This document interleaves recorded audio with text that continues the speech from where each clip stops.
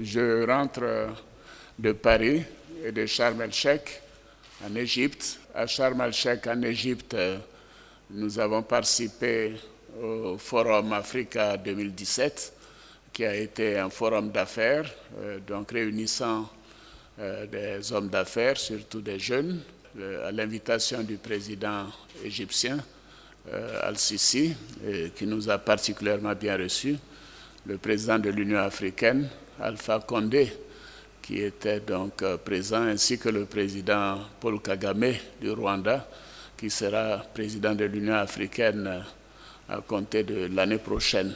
Y participait également le président de Somalie et le président de la Commission de l'Union africaine. Ce fut un forum d'échange et nous avons eu à faire une présentation. Ça a été très bien reçu par les uns et les autres et nous sommes heureux que, surtout après le sommet Union africaine-Union européenne, nous ayons pu donc profiter de cette occasion pour recevoir les félicitations des uns et des autres, et notamment des chefs d'État qui étaient présents. Nous avons eu un entretien bilatéral avec le président Al-Sisi concernant la coopération, notamment dans le domaine militaire, dans le domaine de la police et également dans le domaine du renseignement. L'Égypte a été frappée par des attaques terroristes. Le dernier en date, c'était le 24 novembre, quand il y a eu plus de 300 morts. Et c'était une occasion de présenter nos condoléances et aussi de lui donner tout le soutien du peuple ivoirien par rapport à cette situation. Nous avons convenu d'avoir des échanges plus poussés et surtout qu'il puisse effectuer en temps opportun un voyage officiel en Côte d'Ivoire. Nous avons été très bien reçus et je profite de cette opportunité pour remercier à nouveau le président Abdel Fattah al-Sisi et le peuple égyptien pour l'hospitalité particulière et chaleureuse dont nous avons bénéficié. Après l'Égypte, nous sommes allés en France, à Paris, pour participer au sommet One Planet Summit organisé par le président Macron, et je dois dire organisé par lui-même parce qu'il tenait beaucoup après la décision des États-Unis de se retirer donc de l'accord de Paris, de montrer que le reste du monde est engagé et rassemblé autour de l'accord de Paris. Et surtout que d'à peine 2 ans après l'adoption de l'accord de Paris, au lieu que la température maximale dans le monde soit en baisse ou ne soit contenue à 2 degrés, l'augmentation au cours des 18 derniers mois est plutôt autour de 3 degrés, 3 degrés et demi. Ceci veut dire que nous sommes vraiment en danger avec cette situation d'augmentation très forte de la température et de l'émission de gaz à effet de serre et par conséquent les uns et les autres devraient prendre des engagements pour essayer de contenir cela.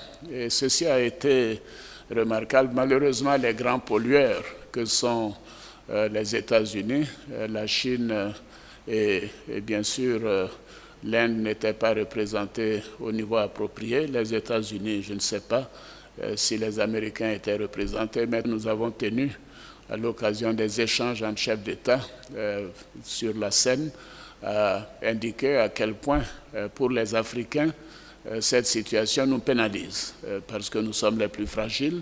J'ai d'ailleurs eu l'occasion de faire une interview sur CNews où j'ai indiqué l'injustice, l'inéquité de cette situation qui pénalise les pays africains et notamment les pays comme la Côte d'Ivoire, que ce soit dans le domaine forestier, la réduction donc de nos forêts, que ce soit dans le domaine de la production de l'énergie. Maintenant, nous sommes obligés de nous concentrer sur les énergies renouvelables et bien sûr tous les effets donc, du réchauffement climatique, le problème donc, des érosions côtières, le problème des pluies abondantes, des situations intolérables pour les populations aussi bien rurales qu'urbaines. Nous avons insisté sur le fait qu'il faut ces financements pour les pays africains, pour nous permettre de nous concentrer sur les énergies renouvelables.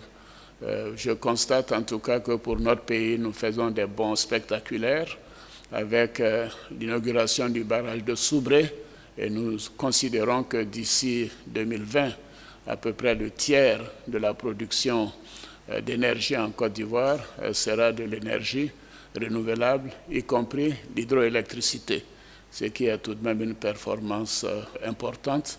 Et nous considérons que ces financements doivent aider les pays africains, mais les petits pays insulaires, parce qu'autrement, certains de ces pays pourraient disparaître de la carte du monde. C'était l'occasion de rencontrer plusieurs chefs d'État qui étaient présents en vue de la préparation du sommet de la CEDEAO, qui aura lieu donc vendredi et samedi à Abuja. Donc je tenais à faire ce compte-rendu pour dire que nous avons été bien reçus comme toujours en France.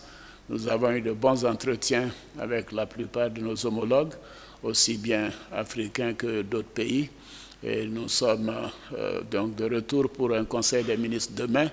Et après ça, bien sûr, nous nous rendrons à Abuja pour le sommet de la CEDEAO qui aura lieu le 16 décembre.